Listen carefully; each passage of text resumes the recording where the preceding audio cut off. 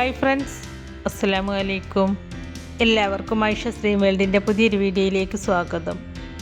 ഇന്നത്തെ നമ്മുടെ റെസിപ്പി നല്ല പഞ്ഞി പോലെയുള്ള സോഫ്റ്റ് ഇഡ്ഡലിയും അതേ മാവ് കൊണ്ട് തന്നെ നല്ല ക്രിസ്പി ആയിട്ടുള്ള മസാല ദോശയുമാണ്. നമുക്ക് നല്ല തണുപ്പുള്ള സമയങ്ങളിൽ ഇഡ്ഡലി മാവ് അത്ര അങ്ങോട്ട് നന്നായിട്ട് പതഞ്ഞ് പൊങ്ങി കിട്ടാറില്ല. അപ്പോൾ ഏത് കാലാവസ്ഥയിലും നമുക്ക് ഇഡ്ഡലി മാവ് അധികം പുളിപ്പില്ലാതെ ഇതേപോലെ പതഞ്ഞ് പൊങ്ങി വരാനുള്ള കുറച്ച് ടിപ്സൊക്കെ ഞാൻ ഈ വീഡിയോയിൽ പറയുന്നുണ്ട്. ഇഡ്ഡലി ഉണ്ടാക്കുമ്പോൾ നല്ല സോഫ്റ്റായിട്ട് കിട്ടാറില്ലെങ്കിൽ ഈ രീതിയിലൊന്ന് ചെയ്ത് നോക്കിയാൽ നല്ല പഞ്ഞി പോലെയുള്ള ഇഡ്ഡലി നമുക്കുണ്ടാക്കിയെടുക്കാൻ പറ്റും. അപ്പോൾ നമുക്ക് അതെങ്ങനെയാണ് ഉണ്ടാക്കുന്നത് എന്ന് നോക്കാം. ഇഡ്ഡലി ഉണ്ടാക്കുവാനായിട്ട് ഞാനിവിടെ വേവ് കുറഞ്ഞ 1 കപ്പ് റേഷനരിയാണ് കേട്ടോ എടുത്തിട്ടുള്ളത്. ഇനി ഇതല്ലെങ്കിൽ നിങ്ങൾക്ക് വേവ് കുറഞ്ഞ ഏത് പുഴുങ്ങലരി വേണമെങ്കിലും എടുക്കാം കേട്ടോ. വേവ് കുറഞ്ഞതാണെങ്കിലേ നമുക്ക് മിക്സിയിൽ വേഗത്തിൽ അരഞ്ഞു കിട്ടുകയുള്ളൂ. അപ്പം ഞാൻ ഈ അരി ഒരു പാത്രത്തിലേക്ക് ഇട്ട് കൊടുക്കുന്നുണ്ട്. പിന്നെ ഞാൻ എടുത്തിട്ടുള്ളത് 2 കപ്പ് പച്ചരിയാണ്. ഇഡ്ഡലി റൈസ് ഒന്നുമല്ല കേട്ടോ, സാദാ പച്ചരി തന്നെയാണ്. ഈ പച്ചരിയും ഞാൻ ഈ പാത്രത്തിലേക്ക് ഇട്ട് കൊടുക്കുന്നുണ്ട്. പിന്നെ ഈ 3 കപ്പ് അരിക്ക് ഈ അരി അളന്നെടുത്ത അതേ കപ്പിൽ 1 കപ്പ് ഉഴുന്ന് പരിപ്പാണ് കേട്ടോ ഞാൻ എടുത്തിട്ടുള്ളത്. ഈ ഉഴുന്ന് പരിപ്പ് ഞാൻ റൈസ് ഇട്ട് വെച്ച അതേ പാത്രത്തിലേക്ക് തന്നെയാണ് കേട്ടോ ഇട്ട് കൊടുക്കുന്നത്. റൈസും ഉഴുന്ന് പരിപ്പും സെപ്പറേറ്റായി വെക്കാതെ രണ്ടും ഒരേ പാത്രത്തിൽ തന്നെയാണ് സോക്കാവാൻ വെക്കുന്നത്. ഇനി നമുക്കിതൊരു 3-4 പ്രാവശ്യം വെള്ളം ഒഴിച്ച് നന്നായിട്ട് കഴുകിയെടുക്കാം. ഇപ്പം ഞാനിത് 3-4 പ്രാവശ്യം നന്നായിട്ട് കഴുകിയെടുത്തിട്ട് ഈ അരിയും ഉഴുന്നും മുങ്ങിക്കിടക്കാൻ പാകത്തിനുള്ള നല്ല തണുത്ത വെള്ളം ഒഴിച്ച് കൊടുത്തിട്ടുണ്ട്. വെള്ളം ഒരുപാടൊന്നും ഒഴിച്ചു കൊടുക്കരുത് കേട്ടോ, കാരണം ഈ അരിയും ഉഴുന്നും നമ്മൾ ഈ വെള്ളത്തിലാണ് അരച്ചെടുക്കുന്നത്. അതുകൊണ്ട് ഇത് അരച്ചെടുക്കാൻ പാകത്തിനുള്ള വെള്ളം മാത്രം ഒഴിച്ചു കൊടുത്താൽ മതി. ഇനി നമുക്കിതൊരു 6 മണിക്കൂർ സോക്കാവാൻ വേണ്ടിയിട്ട് അടച്ചു വെക്കാം. 6 മണിക്കൂറിന് ശേഷം നമുക്കിതൊന്ന് തുറന്ന് നോക്കാം. അരിയും ഉഴുന്നുമൊക്കെ നന്നായിട്ട് കുതിർന്ന് കിട്ടിയിട്ടുണ്ട്. ഇനി നമുക്കിതൊരു മിക്സിയുടെ ജാറിലേക്ക് ഇട്ട് കൊടുത്ത് കുറേശ്ശെയായിട്ട് അരച്ചെടുക്കാം. അരച്ചെടുക്കുമ്പോൾ ഒന്നിച്ചങ്ങ് കറക്കിയെടുക്കാതെ 2-3 പ്രാവശ്യം നിർത്തിയിട്ട് വേണം അരച്ചെടുക്കാൻ. അല്ലെങ്കിൽ മിക്സി ചൂടായിട്ട് നമ്മുടെ മാവും ചൂടായി പോവും. മാവ് ചൂടായിട്ട് പോയാൽ നമുക്കിത് നന്നായിട്ട് പൊങ്ങി കിട്ടില്ല. ഇപ്പം ഞാൻ ഈ കുതിർത്തി വെച്ചതിൽ നിന്നും പകുതി മിക്സിയുടെ ജാറിലേക്ക് ഇട്ട് കൊടുത്തിട്ടുണ്ട്. എന്നിട്ട് അരിയും ഉഴുന്നും സോക്കാവാൻ വെച്ച് അതേ വെള്ളം ഒഴിച്ചു കൊടുത്താണ് ഞാനിത് അരച്ചെടുക്കുന്നത്. ഇപ്പം നമുക്കിത് അധികം തരിയൊന്നുമില്ലാതെ തന്നെ നന്നായിട്ട് അരഞ്ഞു കിട്ടിയിട്ടുണ്ട്. ഈ മാവ് ഞാൻ ഈ പാത്രത്തിലേക്കാണ് കേട്ടോ ഒഴിച്ചു വെക്കുന്നത്. മാവ് ഇതുപോലെയുള്ള പാത്രങ്ങളിലേക്ക് ഒഴിച്ചു വെച്ചാൽ നന്നായിട്ട് പൊങ്ങിക്കിട്ടും. ഇനി നമുക്ക് ബാക്കിയുള്ള അരിയും ഉഴുന്നും ഈ മിക്സിയുടെ ജാറിലേക്ക് ഇട്ട് കൊടുത്ത ശേഷം പിന്നെ നമ്മൾ ഇതിലേക്ക് ചേർത്ത് കൊടുക്കുന്നത് അരിയും ഉഴുന്നും അളന്നെടുത്ത് അതേ കപ്പിൽ 1 കപ്പ് ചോറാണ്. ചോറ് ചേർത്ത് കൊടുത്തതിന് ശേഷവും നമുക്ക് സോക്കാവാൻ വെച്ച ബാക്കിയുള്ള വെള്ളം കൂടി ഇതിലേക്ക് ഒഴിച്ച് കൊടുത്തിട്ട് ആദ്യം അരച്ചെടുത്തതുപോലെ നമുക്കിതും അരച്ചെടുക്കാം. ഇപ്പോൾ ഞാനിതെല്ലാം ഒന്ന് നന്നായിട്ടൊന്ന് അരച്ചെടുത്തിട്ടുണ്ട്. ഞാനിതും ഈ പാത്രത്തിലേക്ക് തന്നെ ഒഴിച്ച് കൊടുക്കുകയാണ്. പാത്രത്തിലേക്ക് ഒഴിച്ച് കൊടുത്തതിന് ശേഷം ഞാനിതൊരു തവി വെച്ച് നന്നായിട്ട് മിക്സ് ചെയ്തെടുക്കുന്നുണ്ട്. ഇനി നിങ്ങൾക്കിത് വേണമെങ്കിൽ കൈകൊണ്ടും മിക്സ് ചെയ്തെടുക്കാം കേട്ടോ. കൈകൊണ്ട് മിക്സ് ചെയ്താൽ ഈ മാവ് നന്നായിട്ട് പുളിച്ച് പൊങ്ങും. അപ്പോൾ ഇവിടെ ഉള്ളവർക്ക് മാവ് പുളിക്കുന്നത് അത്ര ഇഷ്ടമല്ലാത്തത് കൊണ്ടാണ് കേട്ടോ ഞാൻ കൈകൊണ്ട് മിക്സ് ചെയ്യാത്തത്. അതുപോലെ ഞാൻ ഈ സമയത്ത് ഉപ്പും ചേർക്കുന്നില്ല കേട്ടോ. ഇഡ്ഡലി ഉണ്ടാക്കുന്നതിൻ്റെ തൊട്ട് മുമ്പ് മാത്രമാണ് ഞാൻ ഇതിലേക്ക് ഉപ്പ് ചേർത്ത് കൊടുക്കുന്നത്. തവി കൊണ്ട് ഒരു 5 മിനിറ്റ് നേരം ഇതുപോലെ മിക്സ് ചെയ്തെടുക്കുകയാണെങ്കിൽ അധികം പുളിയൊന്നുമില്ലാതെ തന്നെ നമുക്ക് ഈ മാവ് നന്നായിട്ട് പൊങ്ങിക്കിട്ടും. 5 മിനിറ്റ് നേരം മിക്സ് ചെയ്തതിന് ശേഷം തവി കൊണ്ട് മാവ് കോരി ഇതുപോലെ ഒഴിച്ചു കൊടുക്കുക. മാവ് ഇതുപോലെ ഒഴിച്ചു കൊടുക്കുമ്പോൾ ഈ മാവിൽ നിറയെ ബബിൾസ് വരും. അങ്ങനെ വരുമ്പോൾ നമുക്ക് ഈ മാവ് നന്നായിട്ട് പൊങ്ങിക്കിട്ടും. ഇപ്പം നമ്മുടെ മാവ് നന്നായി മിക്സായിട്ട് നല്ല ബബിൾസൊക്കെ വന്നിട്ടുണ്ട്. ഇനി നമുക്കിതൊരു മിനിമം 8 മണിക്കൂറെങ്കിലും അടച്ചു വെക്കാം. ഞാനിതിപ്പോൾ രാത്രിയിലാണ് കേട്ടോ അരച്ച് വെക്കുന്നത്. പിറ്റേ ദിവസം രാവിലെ ഇഡ്ഡലി ഉണ്ടാക്കാനായിട്ടാണ് കേട്ടോ മാവ് അരച്ച് വെച്ചിട്ടുള്ളത്. ഇനി നമുക്കിതൊരു ഭാഗത്ത് അനക്കാതെ അടച്ച് വെച്ച് പിറ്റേ ദിവസം രാവിലെ തുറന്ന് നോക്കാം. ഇപ്പോൾ പിറ്റേ ദിവസം രാവിലെ ആയിട്ടുണ്ട് കേട്ടോ. ഇനി നമുക്ക് ഈ പാത്രം ഒന്ന് തുറന്ന് നോക്കാം. ഇതാ കണ്ടില്ലേ, നമ്മുടെ മാവ് നന്നായിട്ട് പതഞ്ഞ് പൊങ്ങി വന്നിട്ടുണ്ട്. അപ്പോൾ ഞാൻ ഈ പറഞ്ഞ ടിപ്സൊക്കെ കറക്റ്റായിട്ട് ചെയ്യുകയാണെങ്കിൽ ഈസ്റ്റോ ഇനോയോ സോഡാ പൊടിയോ ഒന്നും ചേർക്കാതെ തന്നെ ഇതേപോലെ നമുക്ക് മാവ് പതഞ്ഞ് പൊങ്ങി കിട്ടും. അപ്പോൾ ഇതിലേക്ക് ആവശ്യമായ ഉപ്പ് ഞാൻ ഈ സമയത്താണ് കേട്ടോ ചേർത്ത് കൊടുക്കുന്നത്.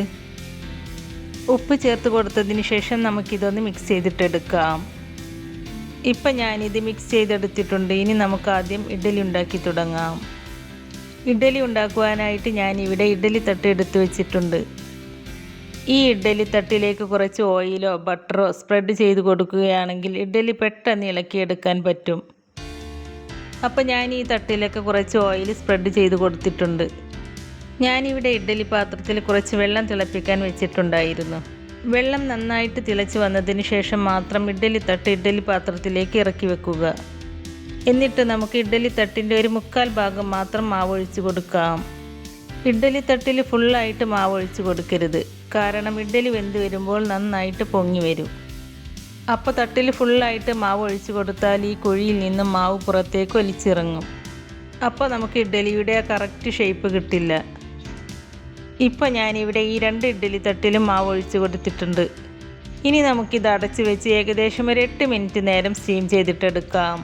ഇതിവിടെ വെന്ത് വരുമ്പോഴേക്കും നമുക്ക് മസാല ദോശയിലേക്കുള്ള മസാല ഉണ്ടാക്കി തുടങ്ങാം. മസാല ഉണ്ടാക്കുവാനായിട്ട് ഞാനിവിടെ ഒരു പാൻ അടുപ്പത്ത് വെച്ചിട്ടുണ്ട്. ഈ പാനിലേക്ക് 3 ടേബിൾ സ്പൂൺ വെളിച്ചെണ്ണ ഒഴിച്ച് കൊടുക്കുന്നുണ്ട്. എണ്ണ നന്നായിട്ട് ചൂടായിട്ട് വരുമ്പോൾ അതിലേക്ക് 1 ടീസ്പൂൺ കടുക് ഇട്ട് കൊടുക്കുക. കടുകെല്ലാം നന്നായിട്ട് പൊട്ടി വന്നാൽ അതിലേക്ക് കുറച്ച് കറിവേപ്പില ചേർത്ത് കൊടുക്കാം. കറിവേപ്പില ചേർത്ത് കൊടുത്തതിന് ശേഷം മീഡിയം സൈസിലുള്ള 2 സവാള കട്ട് ചെയ്തത് ചേർത്ത് കൊടുക്കാം. എന്നിട്ട് ഈ സവാള 2-3 മിനിറ്റ് നേരം വഴറ്റിയെടുക്കുക. സവാള പെട്ടെന്ന് വഴന്നു വരാൻ ഇതിലേക്ക് ആവശ്യമായ ഉപ്പ് ചേർത്ത് കൊടുക്കുന്നുണ്ട്.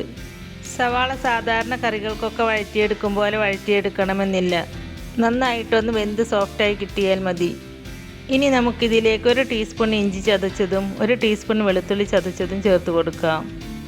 എന്നിട്ട് നന്നായിട്ടൊന്ന് വഴറ്റിയെടുക്കുക. ഇതെല്ലാം ഒന്ന് വഴന്നു വന്നാൽ പിന്നെ ഇതിലേക്ക് 2 ക്യാരറ്റ് ചെറുതായി കട്ട് ചെയ്തതും അതുപോലെ മീഡിയം സൈസിലുള്ള 2 തക്കാളി ചെറുതായി കട്ട് ചെയ്തതും ചേർത്ത് കൊടുക്കാം. എന്നിട്ട് ഇതെല്ലാം ഒന്ന് അടച്ച് വെച്ച് വേവിച്ചെടുക്കാം. ഇതെല്ലാം ഒന്ന് നല്ല സോഫ്റ്റായിട്ട് വെന്ത് കിട്ടിയാൽ പിന്നെ ഇതിലേക്ക് 4 പച്ചമുളക് നീളത്തിൽ കട്ട് ചെയ്തതും 1/2 ടീസ്പൂൺ മഞ്ഞൾപ്പൊടിയും ചേർത്ത് കൊടുക്കാം. മഞ്ഞൾപ്പൊടി ചേർത്ത് കൊടുത്തതിന് ശേഷം മഞ്ഞളിൻ്റെ ആ പച്ചമണം പോകുന്നത് വരെ ഒന്ന് നന്നായിട്ടൊന്ന് വഴറ്റിയെടുക്കുക. ഇനി നമുക്കിതിലേക്ക് 1/2 കപ്പ് വെള്ളം കൂടി ഒഴിച്ച് കൊടുത്തിട്ട് നന്നായിട്ടൊന്ന് മിക്സ് ചെയ്തതിന് ശേഷം ഒരു 2 മിനിറ്റ് കൂടി അടച്ചു വെക്കുക. 2 മിനിറ്റിന് ശേഷം തുറന്ന് നോക്കിയിട്ട് നേരത്തെ 2 മീഡിയം സൈസിലുള്ള പൊട്ടാറ്റോ വേവിച്ചുടച്ച് വെച്ചിട്ടുണ്ടായിരുന്നു. ആ പൊട്ടാറ്റോ നമുക്കിതിലേക്ക് ചേർത്ത് കൊടുത്ത് നന്നായിട്ടൊന്ന് മിക്സ് ചെയ്തിട്ടെടുക്കാം. ഇപ്പോൾ ഞാനിതെല്ലാം ഒന്ന് നന്നായിട്ട് മിക്സ് ചെയ്തെടുത്തിട്ടുണ്ട്. ഇനി നമുക്കിതിലേക്ക് കുറച്ച് മല്ലിയില ചേർത്ത് കൊടുക്കാം. മല്ലിയില ചേർത്ത് കൊടുത്തതിന് ശേഷം നമുക്കിതൊന്ന് നന്നായിട്ടൊന്ന് മിക്സ് ചെയ്തിട്ടെടുക്കാം. ഇപ്പോൾ ഞാനിതെല്ലാം ഒന്ന് നന്നായിട്ടൊന്ന് മിക്സ് ചെയ്തെടുത്തിട്ടുണ്ട്. ഇപ്പോൾ നമ്മുടെ മസാല ദോശയിലേക്കുള്ള മസാല റെഡി ആയിട്ടുണ്ട് കേട്ടോ. ഇനി നമുക്കിതൊരു സൈഡിലേക്ക് മാറ്റി വെക്കാം. ഇനി നമുക്ക് നമ്മുടെ ഇഡ്ഡലി വെന്തോ എന്നറിയാൻ ഇഡ്ഡലി പാത്രം ഒന്ന് തുറന്ന് നോക്കാം. കണ്ടോ, നമ്മുടെ ഇഡ്ഡലി നന്നായിട്ട് വെന്ത് കിട്ടിയിട്ടുണ്ട്. ഇനി നമുക്ക് ഈ ഇഡ്ഡലി പാത്രത്തിൽ നിന്നും ഇഡ്ഡലി തട്ട് പുറത്തേക്ക് എടുത്തു മാറ്റാം. ഈ ഇഡ്ഡലി ചെറുതായിട്ടൊന്ന് ചൂടാറിയതിന് ശേഷം 1 സ്പൂൺ വെച്ച് ഇഡ്ഡലി തട്ടിൽ നിന്നും ഇഡ്ഡലി നമുക്കൊരു പാത്രത്തിലേക്ക് ഓരോന്നായി എടുത്തു മാറ്റാം. നമ്മൾ നേരത്തെ ഈ തട്ടിൽ ഓയിൽ സ്പ്രെഡ് ചെയ്തത് കൊണ്ട് ഈ തട്ടിൽ നിന്ന് നമുക്ക് പെട്ടെന്ന് തന്നെ ഇഡ്ഡലി ഓരോന്നായി എടുത്തു മാറ്റാൻ പറ്റുന്നുണ്ട്. അങ്ങനെ നമ്മുടെ എല്ലാ ഇഡ്ഡലിയും ഞാനൊരു പാത്രത്തിലേക്ക് മാറ്റിയിട്ടുണ്ട്.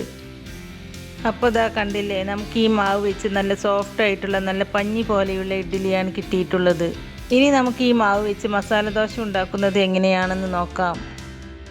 ദോശ ഉണ്ടാക്കുവാനായിട്ട് ഞാനിവിടെ ഒരു പാൻ അടുപ്പത്ത് വെച്ചിട്ടുണ്ട്. പാൻ ചൂടായിട്ട് വരുമ്പോൾ ദോശമാവ് ഈ പാനിലേക്ക് ഒഴിച്ചു കൊടുത്ത് നന്നായിട്ട് കനം കുറച്ച് പരത്തിയെടുക്കുക.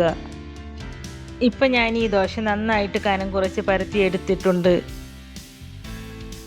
ഇനി നമുക്ക് ഈ ദോശയുടെ മുകളിലേക്ക് കുറച്ച് നെയ്യ് ഒഴിച്ചു കൊടുക്കാം. എന്നിട്ട് ഈ ദോശ നന്നായിട്ട് ക്രിസ്പി ആവുന്നത് വരെ വെയിറ്റ് ചെയ്യുക. ദോശ ഇതുപോലെ ക്രിസ്പിയായി ഗോൾഡൻ കളർ ആവുമ്പോൾ നമ്മൾ നേരത്തെ ഉണ്ടാക്കി വെച്ച മസാലയിൽ നിന്നും അല്പം എടുത്ത് ഇതിൻ്റെ മുകളിലേക്ക് വെച്ച് കൊടുക്കുക.